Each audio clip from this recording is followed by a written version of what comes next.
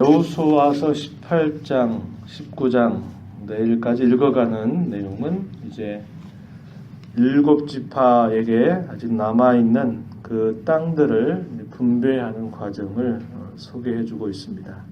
이스라엘 백성들이 거주하는 곳이 이쪽에 길갈이라고 하는 지역, 바로 그 요단강 부근에 있는 곳에 그들이 정착을 했다가 이제 나머지 그 과정들을 다 정복하고 나서 그들이 머물고 있는 곳이 어디로 표현되냐면 실로, 이 실로라고 하는 곳에 여호와의 성막을 세웠다라고 소개하고 있습니다. 1절 말씀에 보시죠.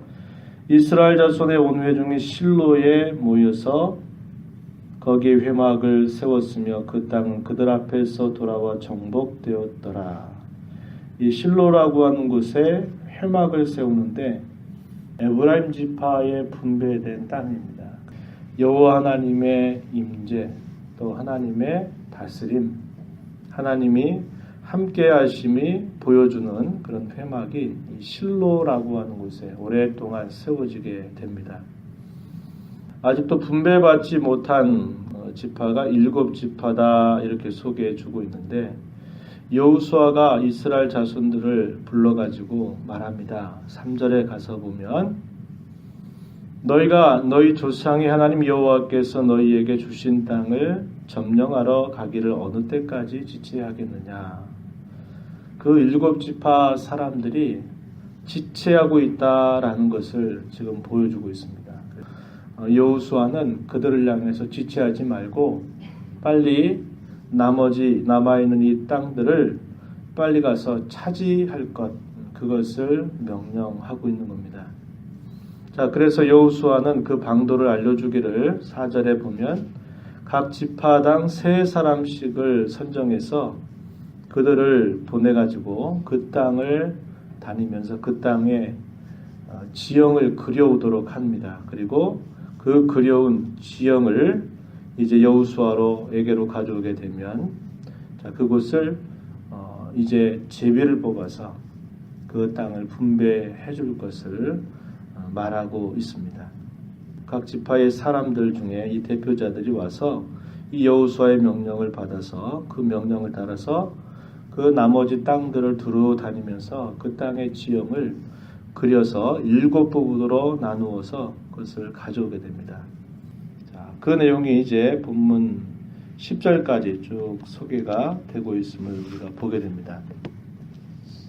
실로의 여호와의 회막이 세워졌다라는 것은 조금 전에 말씀드렸던 바와 같이 하나님이 그 백성들 가운데 계시다, 또 그 백성들을 하나님이 다스리신다라는 것을 분명하게 보여주는 중요한 그런 사건인데 이스라엘 백성들에게 하나님께서 그 가나안 땅을 각 지파별로 분배하셔가지고 그 땅에 거주하게 하신 목적은 한편으로는 어떤 뜻이 있느냐? 하나님께서 그들의 조상들에게 약속하셨던 그 약속의 내용을 분명하게 실현해서 그들에게 약속한 대로 정착 생활을 하게 하는데 하나의 목적이 있고, 더 나아가서는 그들이 가나안 땅에 정착 생활을 하면서 그들에게 있어서 하나님이 의도하시는 더 중요한 건 무엇이냐? 그것은 그들이 하나님의 백성됨을 드러내는 건데, 그 하나님의 백성됨을 드러내는 것은 하나님의 다스림을 받는 겁니다. 하나님의 임재 안에서 그들이 언제나 살아가는데 더 궁극적인 목적이 있는 것이죠. 앞서서 모세가 이스라엘 백성들을 이 요단강 동편의 모압 땅에 그들을 이제 인도했을 때 그곳에서 아주 긴 설교를 여러 편 하게 되죠. 긴 설교 3편 정도를 하게 되는데 그 내용이 신명기에 다 기록이 되어 있습니다. 그 신명기의 내용의 핵심은 뭐냐?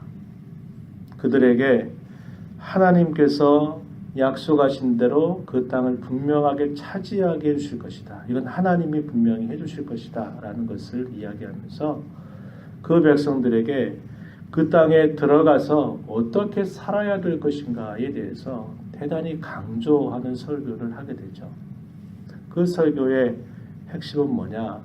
그 아름다운 땅에 들어가는 것, 그건 분명히 이루어질 일이고 하나님이 해주실 일인데 그 이후에 더 중요한 것이 있다. 그것이 뭐냐?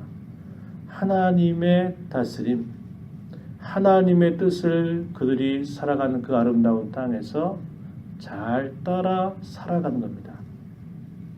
그 일을 잘 하지 못하게 된다면 그 아름다운 땅에 살지라도 멸절되고 말 것이다 라는 그런 엄중한 경고를 그 설교 가운데 덧붙여 주었어요. 이스라엘 백성들에게 있어서 그들이 그 땅에 들어간 것만으로 안주해서는 안 되고 그 땅에 들어간 것으로 다 됐다 생각할 것도 아니고 그 땅에 들어가게 하신 하나님의 궁극적인 목적은 그들이 하나님을 경외하고 하나님을 섬기는 그런 하나님의 백성됨, 하나님의 뜻을 자신들이 살고 있는 모든 삶 속에서 그것을 잘 드러내서 그들이 하나님의 백성됨을 이렇게 그들의 모습 속에 잘 열매 맺어가는 것에 하나님의 목적이 있다라는 것을 이야기하신 겁니다.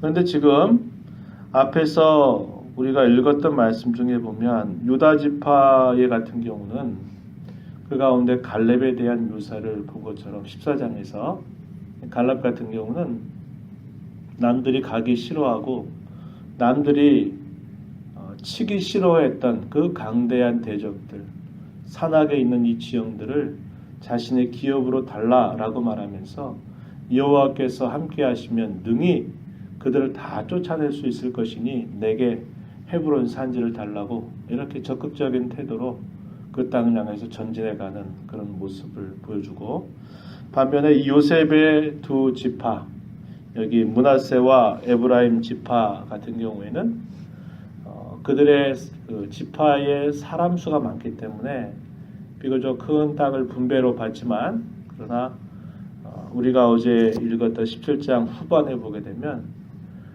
우리에게는 사람이 많은데 너무 우리가 거주할 만한 땅이 모자라다고 불평하는 모습을 이렇게 가지면서 여호수아는 그들에게 뭐라고 말합니까? 점령하라는 거예요. 산악지역, 삼지지역에 있는 그 사람들을 다 몰아내고 그 땅을 차지하라는 겁니다. 근데 그 땅에 가는 것을 두려워하고 거기에는 가나안 족속들이 철병거를 가지고 있어서 그 땅을 차지하는 게 너무 어렵다고 핑계대면서 아주 소극적이고 부정적인 태도를 취하고 있는 것을 우리가 어제 함께 보았습니다. 이스라엘 백성들은 하나님께서 그 약속하셨던 그 말씀을 붙잡고 우선적으로는 자신들의 그 기업을 분배받는 일들까지 나가야 되는데, 이 일곱 지파 같은 경우에는 그 일조차도 계속 지연시키고 있는 겁니다. 어떻게 보면 맨날 유랑 생활하던 그 백성들이 가나안 땅에 들어온 것만도 감격스러운 사실이죠.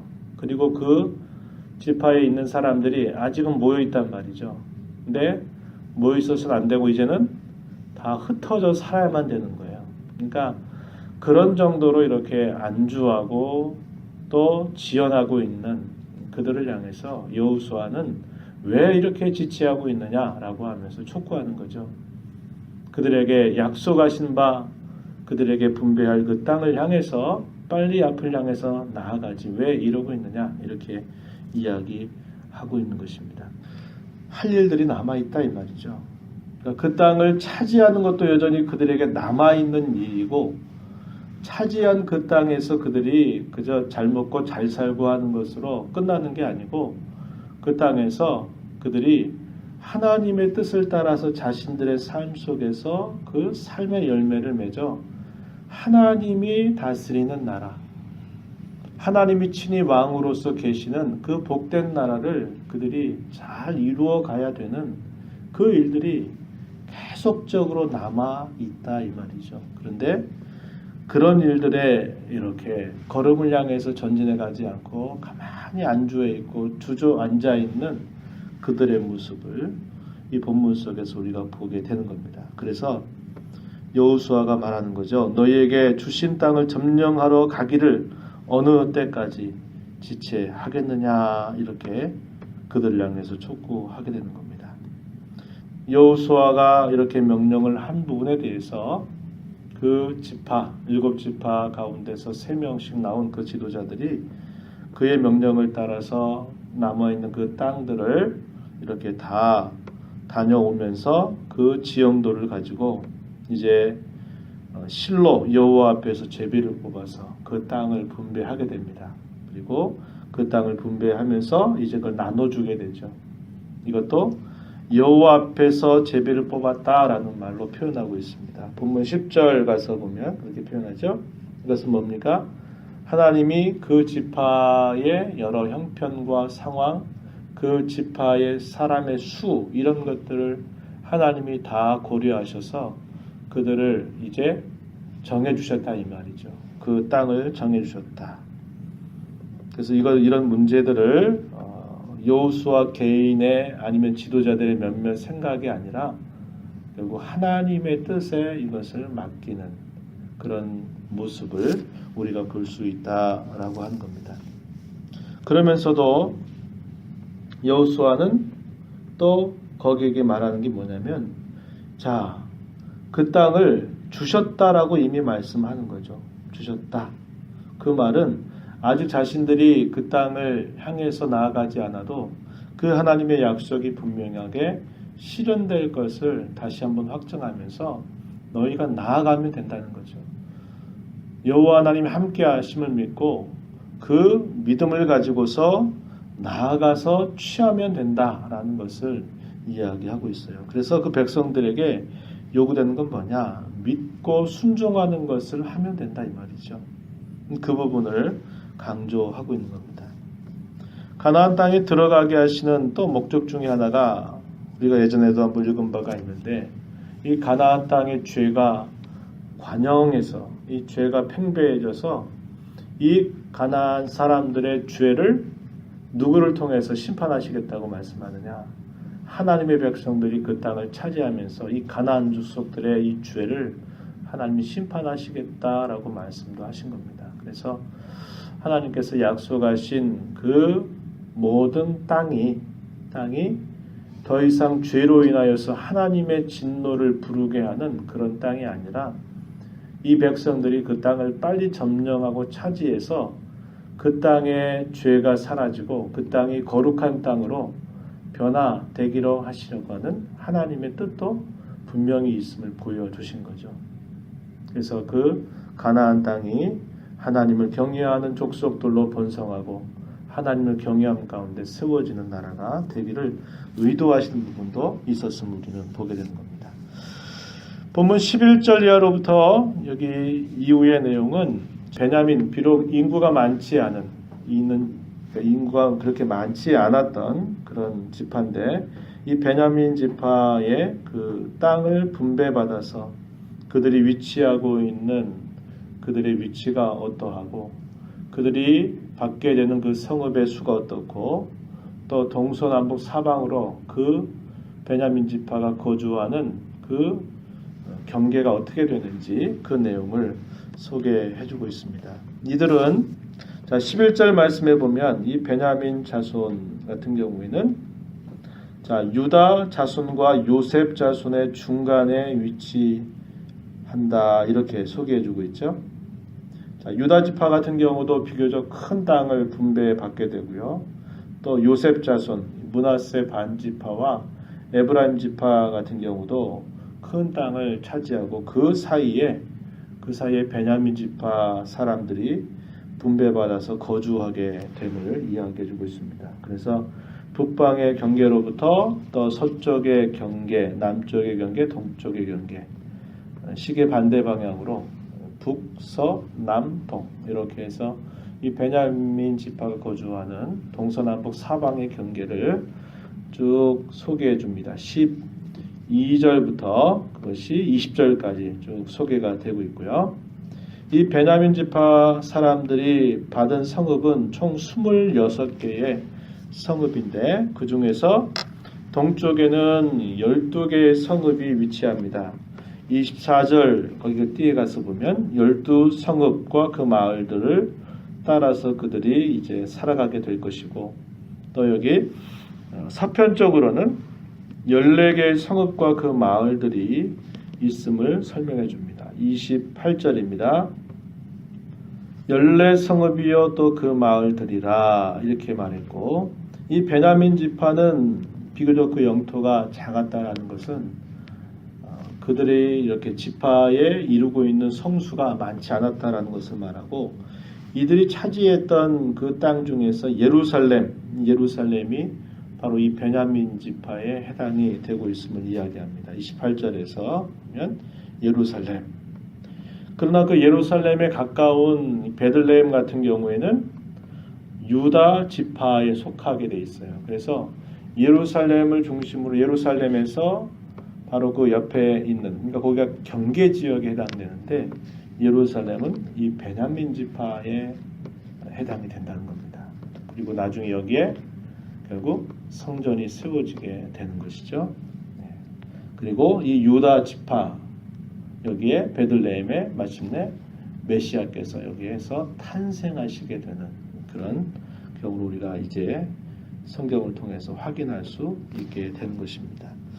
오늘 저와 여러분이 이 말씀을 보면서 하나님의 주어진 그 약속의 말씀 앞에서 우리가 안주하지 않고 지체하지 않고 항상 우리가 있는 동안 속에서는 하나님의 약속의 말씀을 믿고 그 말씀을 향해서 순종하면서 앞을 향해서 전진해 나가야 되는 자세를 우리가 배워야 된다는 겁니다.